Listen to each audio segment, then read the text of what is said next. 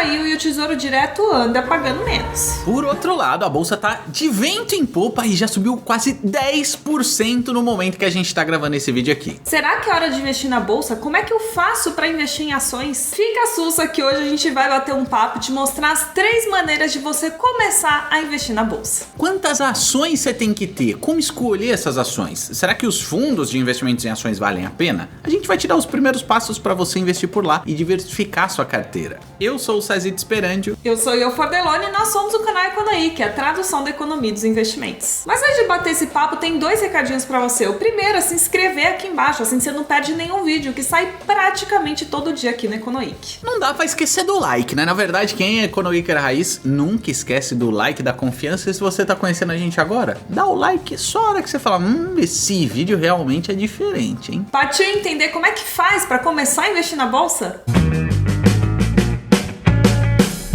E aí, Economicer, tranquilo, a gente vai começar esse vídeo já dando a letra que aqui vai ser um verdadeiro plantão tira dúvidas. Então, já deixa aqui embaixo sua pergunta sobre ação. Se você tem dúvida de onde investir, como é que você faz para selecionar uma ação, se você não entende algum indicador, deixa aqui sua dúvida. Porque a gente sabe que ação não é um tema que a gente volta muito aqui nos vídeos do Economic, então a gente quer fazer desse vídeo um verdadeiro plantão tira dúvidas e quem sabe a gente não volta para fazer novos vídeos com as dúvidas que vocês deixaram aqui embaixo. Hoje vai ter o passo a passo para você aplicar, te dando 3 caminhos diferentes: ações, as ETFs e os multimercados. E no final de bônus a gente vai dar a nossa opinião individual da estratégia favorita, que não necessariamente eu e a Yoyo concordamos. Segura que vai ter nossa opinião. Bom, o primeiro investimento que você pode fazer na bolsa é comprar diretamente uma ação. E quando você compra uma ação, você está se tornando o verdadeiro sócio daquela empresa. A gente está falando que você pode se tornar sócio da Petrobras, da Vale, da Eletrobras, da Sabesp, da empresa que você quiser e tiver ação listada lá na bolsa. E justamente por ser um sócio da empresa, o dono de um pedacinho dessa companhia, você tem direito sim a receber um pedaço do lucro, que é o famoso dividendo. Aí eu já adiantou, mas dividendo é o seguinte: quando uma empresa tem lucro, todos os sócios dela recebem a divisão na participação dos lucros. Isso se eles quiserem dividir, né? Às vezes esse lucro pode ser reinvestido, mas no mundo das ações, via de regra, você, sendo um acionista, tem uma açãozinha, você também é sócio da empresa e tem direito à sua participação, à sua divisão nos lucros. E o lance é proporcional. Se você só tem uma ação, você vai receber a sua participação no lucro referente àquela única ação. Se você tem 2, você recebe o dobro.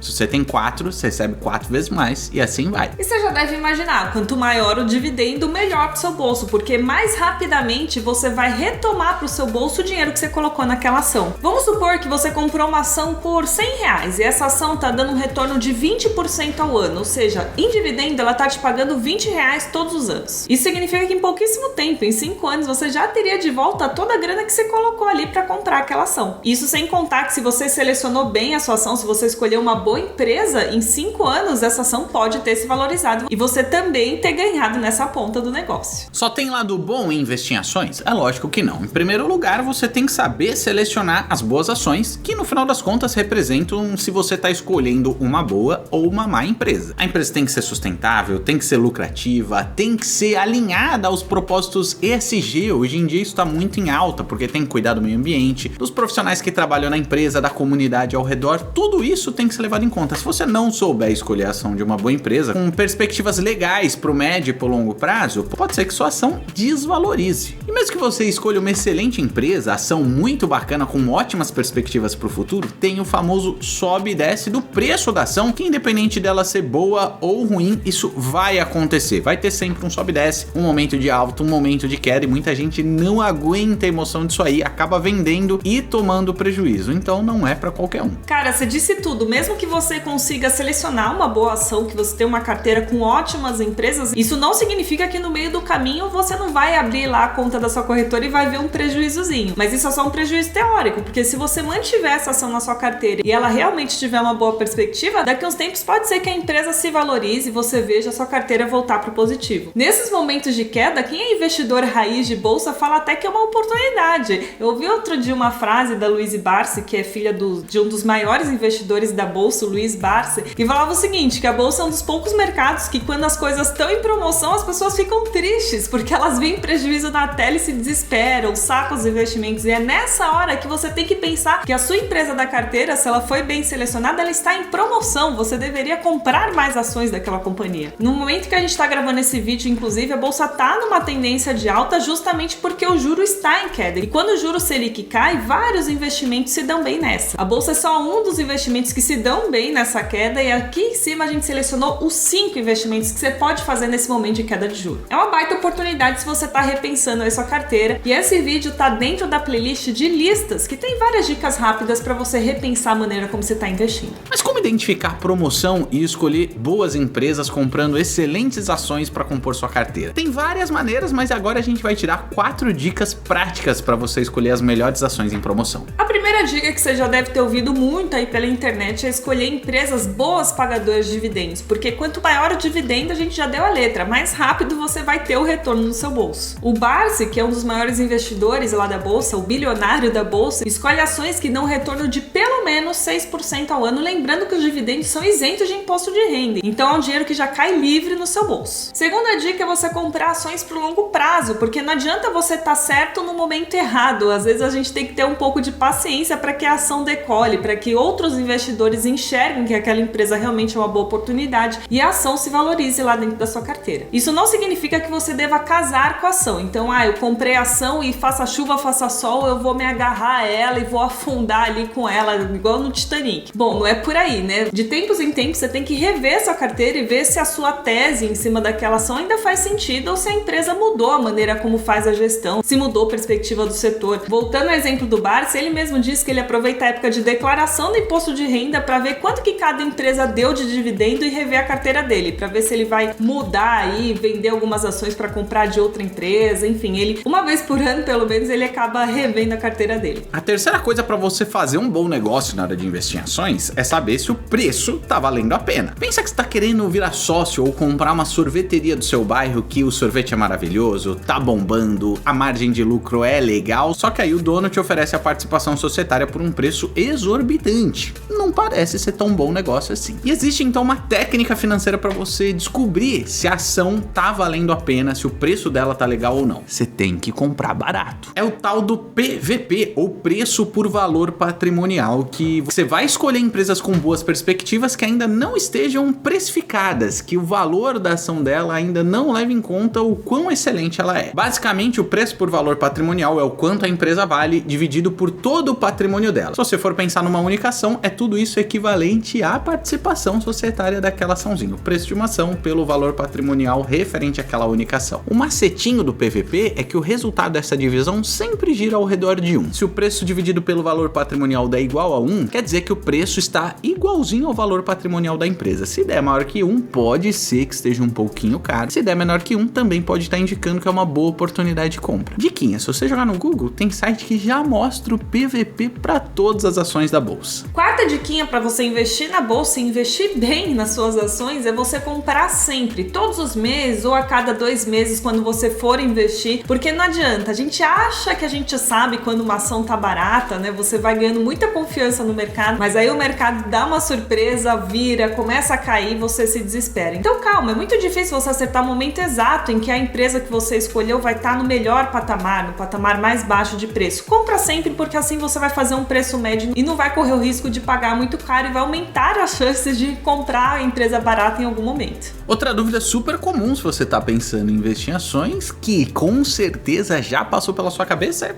quantas ações eu tenho que ter? Quantas ações diferentes? O ideal é ter entre 10 e 12 para você diversificar e também conseguir acompanhar cada uma dessas empresas, todos os seus setores, todas as notícias, os balanços divulgados. Por exemplo, não adianta você ter 40 ações diferentes, 40 ações de empresas diferentes, porque você vai estar pulverizando, correndo o risco de estar investindo em empresas do mesmo setor e não diversificando de maneira eficiente. Cara, mas como é que eu vou fazer para comprar logo de cara 10, 12 ações? Você não precisa, você pode começar com menos, escolhe 5, 6 empresas para já ter alguma diversificação na sua carteira e aos poucos, conforme você for investindo todo mês, vai escolhendo uma empresa nova até você chegar na sua carteira ideal de 10, 12 ações. Falam que acima de 20 ações, na verdade, você já começa a ter uma pulverização, que é você acumular dentro da sua carteira empresas que são do mesmo setor, que correm o mesmo tipo de risco. Numa média aí de 10, 12, você já vai estar bem diversificado lá na bolsa. A gente vai te falar 2 outras maneiras para você investir na bolsa e no final, aguarda, a gente vai dar nossa opinião de como a gente está fazendo para investir por lá.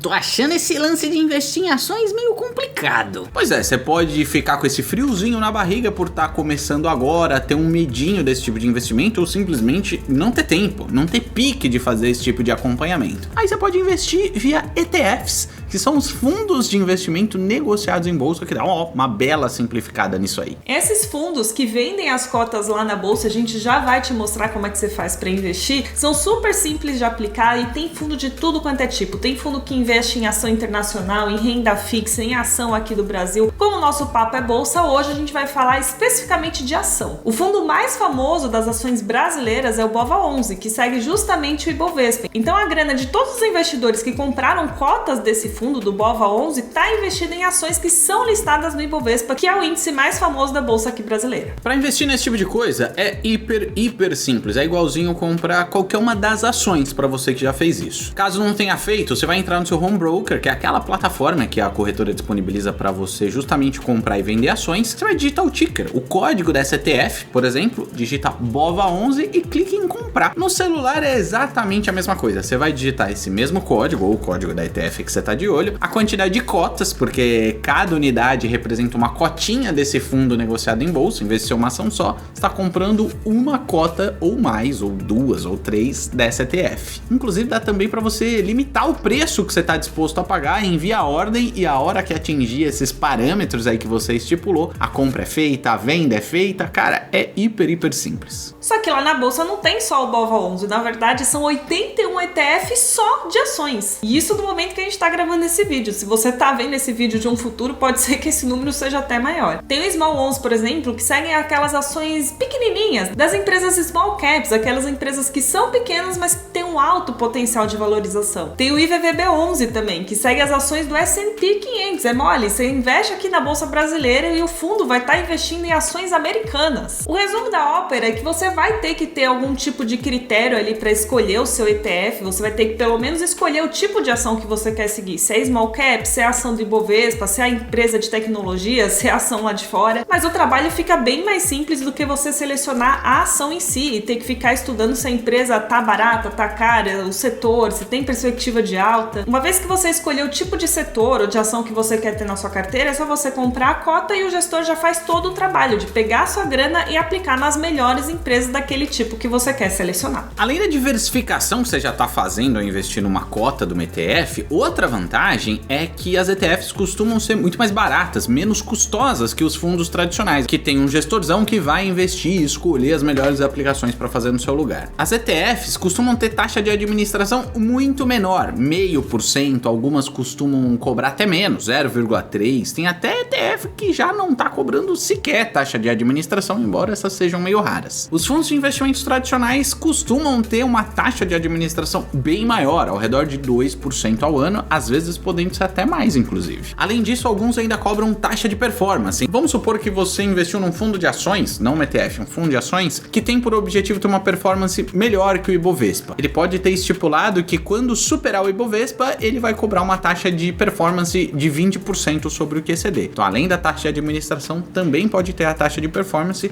coisa que nos ETFs não tem, é mais barato. Pô, mas uma taxa de administração de 2% do meu fundo tradicional lá do banco é baixo, né? 2% é um número baixo. Cara, a gente tá defendendo aqui investimento em ação no longo prazo, não por 1, 2 anos, mas por 10, 20 anos. Isso vai fazer muita diferença. Pra você ter ideia, uma taxa de 0,3%, como é o caso da ETF, vai representar 6% de custo ao longo de 20 anos. Vamos supor que o seu fundo não rendeu nada, ficou de lado durante 20 anos. O seu patrimônio teria diminuído só 6%. Agora, se você paga 2% ao ano de taxa de administração, sabe quanto isso representa em 20 anos? 49%. Nesse exemplo, que seu fundo não rendeu nada, você teria perdido metade do seu patrimônio só em custo. Cara, mas eu tô perdido, porque além de ação, eu vou ter que equilibrar na minha carteira renda fixa, reserva de emergência de oportunidade, fundo imobiliário, ação internacional, é muita coisa pra eu dar conta. Calma que tem solução, você pode ir para um fundo multimercado. O fundo multimercado que a gente tá falando aqui não é um ETF negociado em bolsa, mas ele tem um conceito muito interessante porque ele investe em várias coisas ao mesmo tempo. Dentro de um fundo multimercado, pode e costuma ter ações de diversos setores, títulos públicos lá do Tesouro Direto, debêntures, que são investimentos de renda fixa privados, um pouquinho mais arriscados, que costumam ter uma rentabilidade melhores do que a do Tesouro, ações estrangeiras, ouro, dólar, cara, é um leque muito diversificado de aplicações e também tem um gestor profissional, um cara especialista para escolher o melhor investimento de cada um desses setores no melhor momento do mercado, com as melhores especificidades, as melhores ações. É esse o papel dele, pelo menos. A má notícia é que nos fundos multimercados também tem taxa de administração, muitas vezes também tem taxa de performance, só que diferente do trabalho do fundo de ação, eu particularmente acredito que um bom fundo multimercado tem um trabalho bem maior, porque ele não tá só selecionando boas ações, ele tá selecionando vários ativos de vários mercados para você se dar bem nos seus investimentos. Então eu acho justo você remunerar o gestor daquele fundo quando ele tá te entregando performance, tá fazendo com que a sua grana se valorize. Só que não é porque é um bom fundo que você vai pagar qualquer coisa, né? Muitos dos fundos multimercados têm como benchmark, como parâmetro aí de rentabilidade, acompanhar pelo menos o CDI, que é uma taxa de juros bem coladinha ali a taxa Selic, a nossa taxa básica de juros. E eu já tenho visto alguns fundos multimercados que cobram taxa de performance, só que sobre um percentual que excede o CDI. Tem fundo, por exemplo, que deixa bem claro que ele só vai cobrar taxa de performance sobre a rentabilidade que ultrapassar o CDI mais 2%. E só o que exceder esses 2 percentuais é que vai ter taxa de performance. Eu particularmente acho bem justo esse tipo de taxa de performance, esse tipo de cobrança pelo seu fundo. No final das contas, essa taxa de performance é um estímulo, né, para o gestor fazer os melhores investimentos possíveis, porque ele vai falar, putz, se eu tiver um excelente desempenho com a grana do Cezita, com a grana da Yoyo, com a grana da galera do Econoweek, eles vão me dar uma remuneração adicional.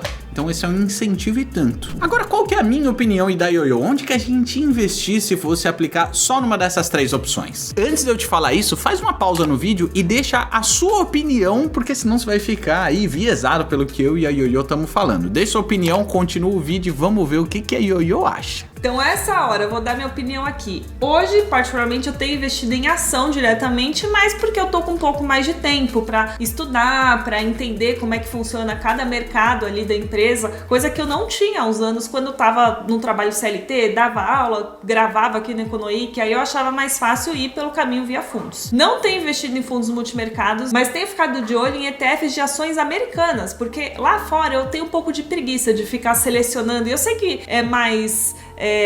vamos dizer assim, instagramável, né? Você falar, não, porque eu sou investidor da Apple, sou investidor de sei lá qual empresa, acaba inflando um pouco o nosso ego, mas eu acho mais simples investir via fundo e pra mim tá tudo bem.